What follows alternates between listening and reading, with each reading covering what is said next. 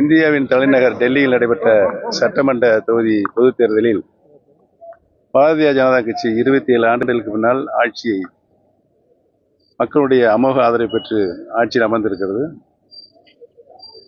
மக்கள் மிகுந்த நம்பிக்கையோடு பாரதிய ஜனதா கட்சிக்கு நம்பிக்கை வைத்து வாக்களித்து அதை ஆட்சி கட்டியில் அமர்த்தியிருக்கார் என்பதை தெரிவித்துள்ளார். ஓபிஎஸ் குறித்து ஜெயலலிதா தன்னிடம் அதிருப்தி தெரிவித்தாங்க. ஓபிஎஸ் பதவிக்காக எந்த நிலைக்கு போக முடியும் அப்படின்னு ஆர்பி உதயகுமார் சொல்லிட்டாரு.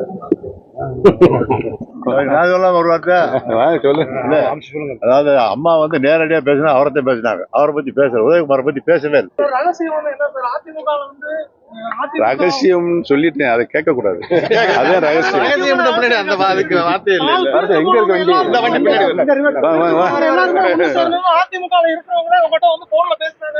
அப்படின்னு வந்து சொல்லிட்டே இருக்கீங்க. இது மட்டும் தான் ரகசியம். நீங்க இப்ப ரிவர்ஸ்ல போயிட்டு இருக்கீங்க.